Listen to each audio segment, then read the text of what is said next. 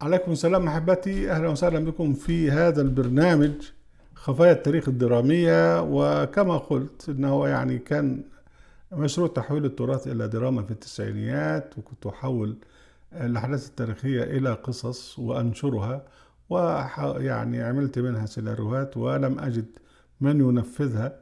والآن وقد مضى قطار العمر فنحن ننشرها في هذا البرنامج. والهدف منها التوعية بأن ما يعرف بالسلف الصالح من الخلفاء والسلاطين كانوا يطبقون شريعة ظالمة يتمسحون بالإسلام والإسلام منها بريء. من هنا يجب التوعية، وهذا ما نقوم به، ونرجو أن تساعدونا بشير ولايك. الخليفة عاشق البدويات، ده عنوان هذه الحلقة، ونحن نتكلم هنا عن الخليفة الفاطمي، الآمر بأحكام الله. الخليفة الفاطمي الفرق بينه وبين الخليفة العباسي إيه؟ الخليفة العباسي له كهنوت، بس في الدين السني الكهنوت فيه مش باين قوي. لكن الخليفة الفاطمي الشيعي ده بيعتبروه معصوم، وبيعتبروه صاحب العلم اللدني، وبيعتبروا ان هو بتأتي به التوصية، هو بيختار من ربنا. فبتلاقي طبعا الخلفاء الفاطميين منهم ناس عرة جدا زي الحاكم بأمر الله، ومنهم اللي كان مجنون، ومنهم الناس اللي هم ضعفاء وتحكم فيهم الخلفاء الوزراء العظام. ومنهم صاحبنا الآمر ده اللي هو كان عاشق للبدويات.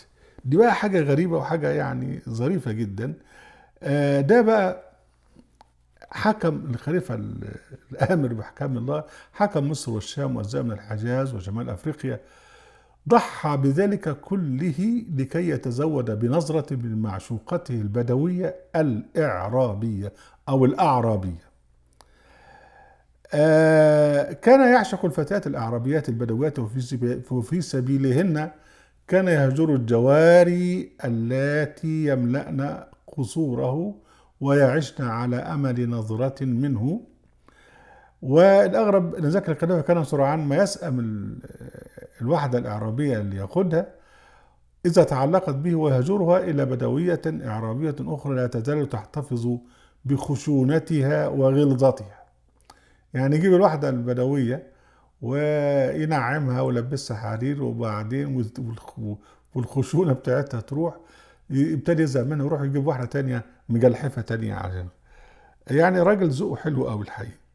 الخليفة ده تولى الخلافة هو طفل في الخامسة من عمره طبعا، لأن هم عندهم الخلافة ده من عند ربنا، فإذا إن هو يكون عنده 5 سنين ذاتس أوكي، لأن هو ده بالوصية. تولى الخلافة عنده 5 سنين، كان يوم الثلاث 17 صفر سنة 495 أو ما يوازي 1001 ميلادي. وسطر دولة الوزير الأفضل إلى أن اغتاله الباطنية الحشاشون اللي هم أتباع حسن الصباح في آخر يوم من رمضان سنة 515. بس بعدها أصبح الأمير بقى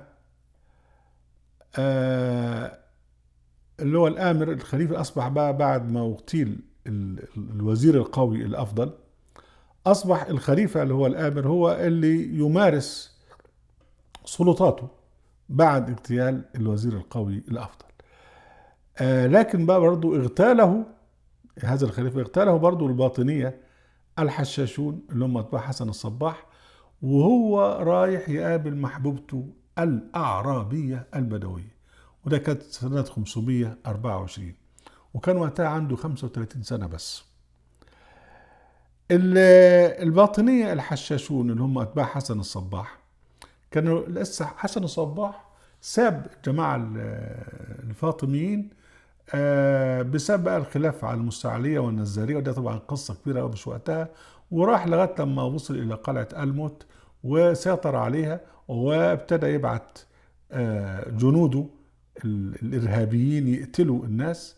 فقتلوا ناس كتير، كان من ضمنهم الأفضل، ومن ضمنهم صاحبنا دهوت اللي هو الخليفة الآمر بأحكام الله. ف الحسن الصباح انشق على الخلافة الفاطمية بعد أن تولى المستعلي الخلافة الفاطمية بدل من أخيه نزار. المستعلي هو ولد الخليفة الآمر بطل في قصتنا، وهرب حسن الصباح إلى قلعة الموت في قزوين في فارس إلى آخره. وده مش عايزين نعيش معاه أكتر من كده، الراجل السفاك ده اللي هو الحسن الصباح. نرجع لصاحبنا اللي هو الخليفة، اللي هو أبو دم خفيف ده. كان محبا، اللي هو الخليفة العاشق ده الآمر بأحكام الله، كان محبا للتنزه والاحتفالات شأن أسلافه. سنة 420 أمر بتجديد قصر القرافة التي بنته جدته تغريد، وقام تحت ذلك القصر مصطبة للشيوخ الصوفية، وكان مغرما بمشاهدة شيوخ الصوفية وهم يرقصون أمامه. خلي بالك الجماعة الشيعة الفاطميين استغلوا التصوف وعملوا حاجة اسمها التصوف الشيعي، ده يعني موضوع تاني، لكن بس بنقوله كده للعلم يعني. نرجع للخليفة الآمر. يقعد يجيب الشيوخ الصوفية يرقصوا قدامه ومبسوط قوي.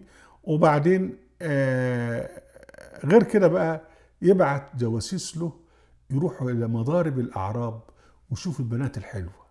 بلغ من غرامه بالبدويات أنه كان يرسل جواسيس وعيونا يتجولون في خيام القبائل العربية للعثور على أجمل البدوية ويحصل عليها بأي طريق.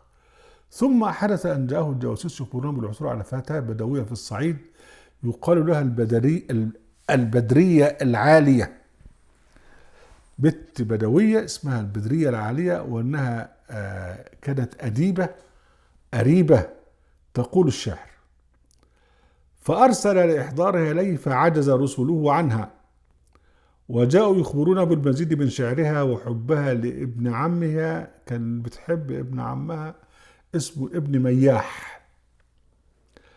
فالخليفة بقى كل ممنوع مرغوب، البنت مش عايزاه، فتعلق بها الآمر وعزم أن يراها بنفسه وتعرف إليها كإنسان وشاب. فسافر لها من قصره بالقاهرة، وأهمل التهديد المستمر على حياته من أعدائه الباطنية الحشاشين اللي هم يعني بيتربصوا به، ويعني تخفى في زي البدو وقعد يتجول في مدار البدو الى وصل الى قبيله البدويه العاليه، البت العاليه اللي هي القبيله بتاعتها. وضاعت منه امواله في الطريق، فاضطر للاعتماد على نفسه واحتمال الضائقه اللي تحلت به، يعني اتبهدل في السكه يعني واستحمل ماشي. وظل يحتال الى ان وصل اليها ورآها وحدثها فلم تلقي اليه بالا. الخط مشغول بقى، البت بتحب ابن مياح. فاسرع يعود الى ملكه وقصره وارسل الى اهلها يخطبها، ففرح أهلها وأرغموها على قبول الزواج.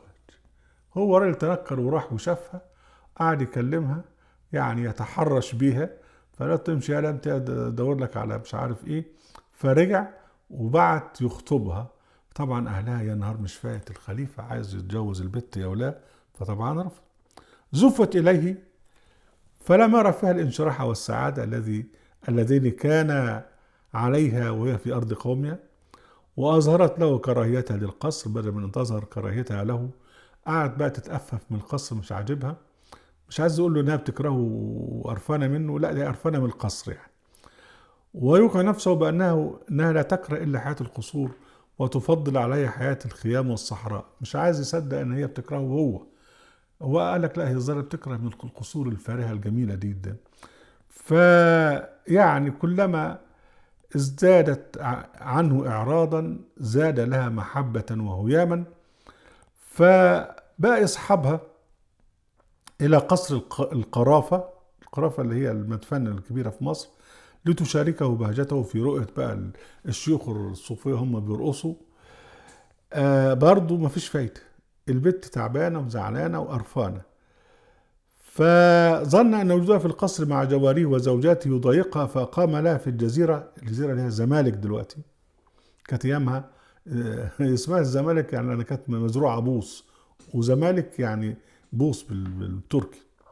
عمل لها قصر كبير هناك على شكل الهودج، بتاع الجمل، الهودج اللي بيتعمل على الجمل يعني، برام هي بدويه وعايزه مشتاقه للهم بتاع الصحراء، فعمل لها قصر على شكل الهودج. شوف الناس اللي فاضيه يا اخوانا. يعني أقام لها قصرا ضخما على هيئة الهودج الذي تركبه نساء الأعراب، وتفنن في زخرفته وتزيينه، وجعلها تتنقل إلى ذلك القصر وتستمتع به وبجمال النيل بقى في الزمالك بقى يا عم والجزيرة. انتظر منها كلمة شكر أو لفتة اهتمام، ولكنها فوجئ بها تبعث من قصرها الجديد برسالة حب إلى حبيبها وابن عمها ابن مياح، تشكو إليه حالها وتقول له شعرا. بتقول له إيه بقى؟ يا ابن مياح إليك المشتكى، مالك من بعدكم قد ملك، كنت في حبي مطاعا آمرا، نائلا ما شئت منه مدركا، فأنا الآن بقصر مرصد، لا أرى فيه إلا خبيثا ممسكا. بتتكلم عن الخليفة يعني. فكتب لها حبيبها الأعرابي، ابتدى بقى يبعتوا بقى إيميلات لبعض، تبعت له إيميل وهو يرد عليها بإيميل.